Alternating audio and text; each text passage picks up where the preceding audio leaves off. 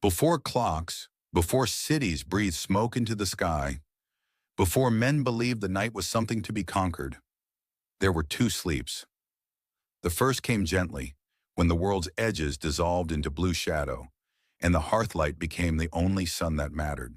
Families curled close to its fading glow, their minds slipping like oars into a dark, still lake. The first sleep carried them downward, deep, dreamless, heavy as the earth itself. Then somewhere between midnight and dawn, eyes opened again, not in panic, not in fear, but in calm awareness, an interval older than history.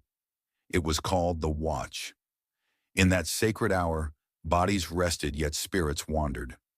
Some rose quietly to stir the coals, the hiss of ash whispering against silence. Some prayed, some loved, some simply listened, to whine in the rafters, to the slow heartbeat of a sleeping child, to the whisper of God that lives only in such stillness. To be awake in the middle of the night was not strange. It was human. The mind was a bridge between two oceans of sleep, and the stars were its lanterns. The peasants, the monks, the mothers nursing by candlelight. They all knew this rhythm. Their lives moved with the dark the way tides move with the moon. In the first sleep, they descended into forgetfulness. In the watch, they remembered. In the second sleep, they dreamed. That rhythm shaped their thoughts, their faith, their work. Dreams bled into prayer, prayer bled into labor. And so the world turned, quietly, faithfully, for thousands of years. Part 2 of 4.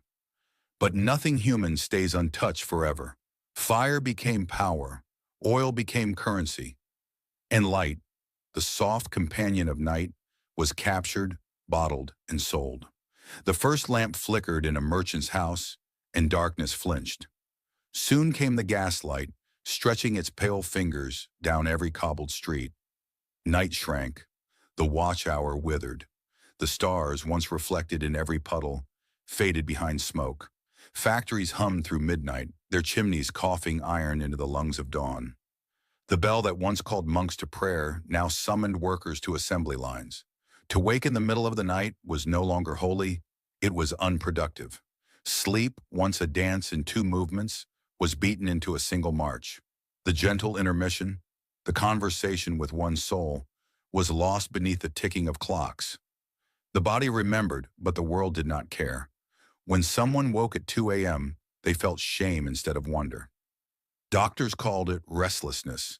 Philosophers called it malaise. Yet deep inside, something ancient still stirred, a whisper from that forgotten rhythm. You are supposed to be awake. Even today, in our blue-lit rooms, the old pattern stirs. Between dreams, a subtle calling hums behind the hum of machines. We reach for our phones, thinking it comfort. But what we seek is the fire we abandoned, the silent companionship of stars. Part 3 of 4. Scientists, centuries later, began to listen again. They studied tribes untouched by electricity, monks in mountain temples, sailors alone at sea. Everywhere they found the same secret pulse. 2 sleeps, 1 watch. It was not illness, it was inheritance. In experiments without artificial light, the human body drifted back to its origin. People slept for 4 hours, woke naturally for 1 or 2, then sank again into dream. Their hearts slowed, their minds calmed, their hormones, immune systems, even memories improved.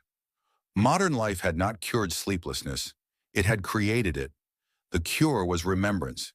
Imagine then a future where we honor the night again, where the hours between 2 and 4 a.m. are not stolen time, but sacred space, where we rise softly, light a candle, read a page, think a thought, whisper a prayer, where darkness is once more a companion, not an enemy.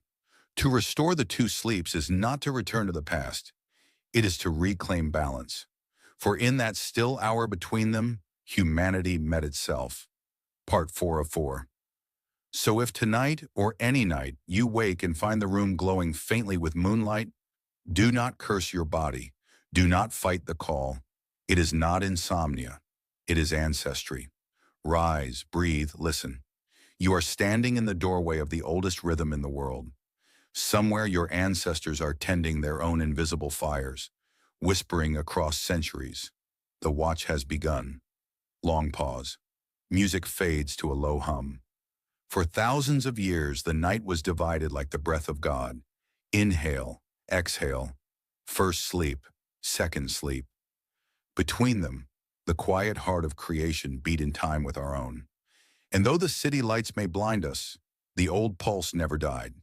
It waits in every sleepless soul, a reminder that rest is not a single fall into darkness, but a journey across two seas of dream, with one bright island in between.